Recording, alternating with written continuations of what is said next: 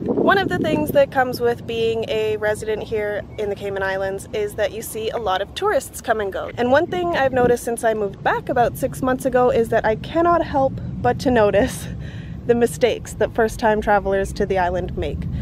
Whether you're here on a cruise or here for a week's stay, there's just some things that it can be really helpful to know before you get to the island.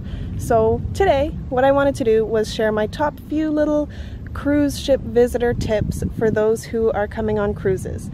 This video was actually inspired by the Tim Tracker. If you guys are not familiar with his channel, Tim and his, I believe, wife, they do a lot of traveling, they do a lot of Disney trips, and they just recently did their first Disney cruise, and at the end of their trip they shared all of the things that they learned and that they would like to do differently next time. And that kind of made me realize, hey, I'm here.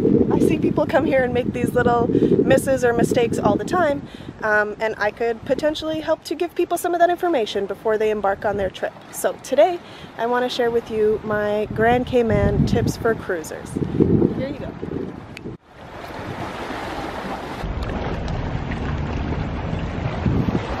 I'm getting rained on and it's sunny. I don't know how this is happening. This is typical island weather for you. Can never plan for it. Look it, it's legit. It's sunny here, and it's rainy there, and I'm somehow caught in the middle. What's happening? Okay, well, hello and welcome to my channel in the sunny rain on Grand Cayman. My name is Jasmine. If this is your first time to my channel, welcome. And I'm gonna go ahead and start this little tips vlog in the rain because I'm running out of sun. As per usual, I waited too late to come out here, and now I'm getting soaked for some reason. So here we go. Okay, we're back. I had to run from the rain, but here we go. I wasn't intending on this to be tip number one, but given the circumstance and the state of how wet my glasses are, let's talk about the unpredictable weather. So if you're coming off the island and there's any indication that it's not 100% chance of good weather for the whole day, then plan for literally anything, because you could get a little spurt of rain, you could get a random thunderstorm, especially depending on the time of year. So do a little bit of research about what kind of weather you might face when you're here, and make sure you plan for all possibilities, because you might just experience all possibilities within like a span of 6 hours on this island. So plan for the weather. I'm gonna lose my flowers. The wind is taking them away. Okay, well, the rain passed, but now the wind showed up, so I'm gonna move my flowers right here so I don't lose them. There we go, better. Okay, tip number 2 is don't go to a crowded beach. The number one thing you'll notice when you come off the island, and this was sort of the first thing that I noticed in the Tim Tracker Disney cruise vlogs, is that he came off and he said there were several people yelling at him, "Do you want to go to the beach? I'll take you to the beach." And that's exactly what's going to happen when you get off of your tender. You're going to basically get swept into a taxi, whether it's for a beach or an excursion or whatnot. But if you want to go to a beach other than 7 Mile, or if you don't want to go to a crowded spot on 7 Mile, make sure to tell your taxi driver that, because they can take you anywhere along that stretch if you'd like, and there's a whole bunch of different beautiful spots on 7 Mile. And I actually did a separate video about this weeks and weeks and weeks ago, last year I guess, explaining how you can get to a quieter spot on 7 Mile Beach if that's where you really want to go, you know, when you only have a few hours and you're off of your cruise ship for, you know, a half day or something, that you don't have to spend much more time to go to a nice quiet beach. You can actually get a nice quiet stretch of 7 miles. So I'll link that video in the description and at the end of this video, and you can check out that video to see how to find a nice quiet spot on 7 Mile Beach. Now with that said, you of course can also go to an entirely different beach. There's spots like Spots Public Beach, you can go all the way up to West Bay, somewhere like Boggy Sands, and you can find a beautiful stretch of beach that you won't see not nearly as many tourists on. So that might be a little bit more of a local, authentic experience for you, if that's something that you're into. And my final tip around beaches is if you do go to one of the more famous crowded beaches, it is worth it to splurge. Go to the closest beach bar, whether it's at a hotel or somewhere like Royal Palms, and again in that 7 Mile video that I'll link, you'll also see the kind of 5-star treatment that you can get. So you can rent a cabana, you can get table service, you can do all sorts of stuff, and in my opinion, if you're going on a super crowded day when there's 4 or 5 ships in, that is 100% worth it, because you get better service, you get a little bit of space to yourself and all the madness, and it's just a more enjoyable experience if you're willing to fork out the extra cash for it. So probably one of the most important tips and one of the biggest mistakes that I see people making all the time, especially when I was working here in town, is plan for your tender times. So just keep in mind that here in Cayman we have tenders instead of a dock. So basically what happens is the ships dock all the way out here and they put their anchors down out there, and you have a little tender boat that comes from this terminal right here, or the one on the other side of this dock, and it goes all the way out to your cruise ship, picks you up, takes you all the way back, and that is actually how you get to the dock. So just keep in mind that's going to take a whole lot more time than just walking off of your ship onto a dock. And you'll need to plan an extra, I would say 30 minutes to 2 hours, depending on how busy the cruise terminal is going to be that day. So if there's 4 or 5 ships in, give yourself some serious time to get back on your cruise ship, because you do not want to miss it and have to take a plane to your next stop. Alright, moving right along, I would definitely encourage anybody, sorry guys, I just saw a giant barracuda. Island life. Okay, moving along.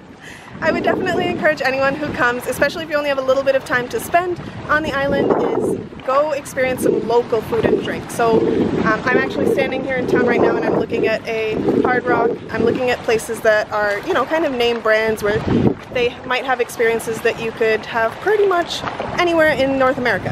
And if you're coming all the way to an island like this, especially if you only have a few hours to spend on that island, you want to get the most, you know, island experience that you can within that time. So go and experience some local food or drink. Ask a cab driver, ask you know, a crossing guard, a police officer, anybody who you come across that's local where they would recommend, and they'll give you a nice spot where you can get something that's fresh made here on the island with fresh ingredients by a local.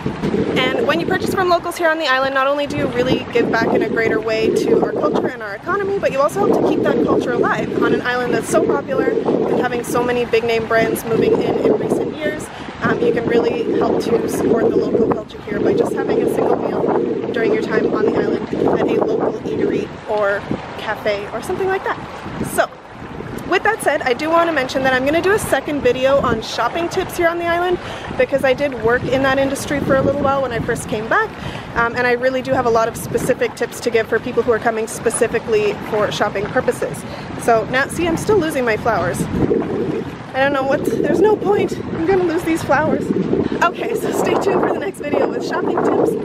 Until then, if you have any questions or tips to share of your own down below, definitely leave them in the comments for me.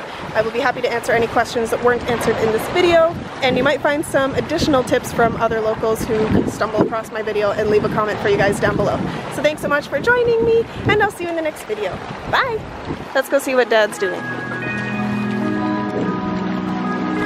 Alright, let's go see what he's doing over here.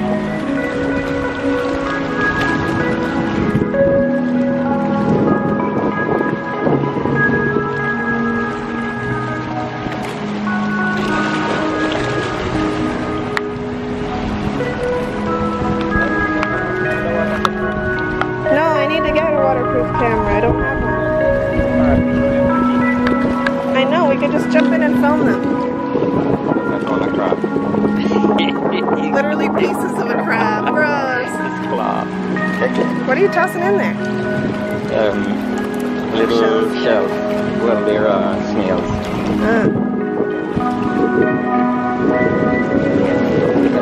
Yeah, it's so pretty.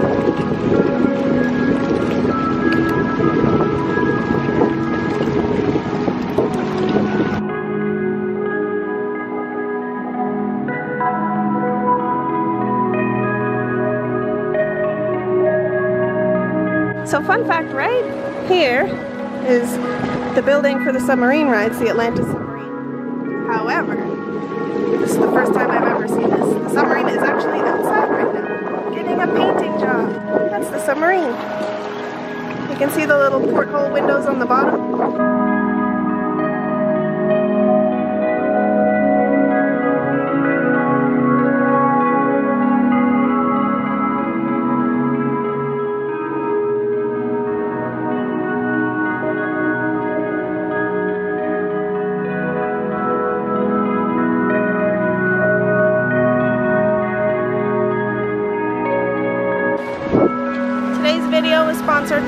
my dad, who drove me down here.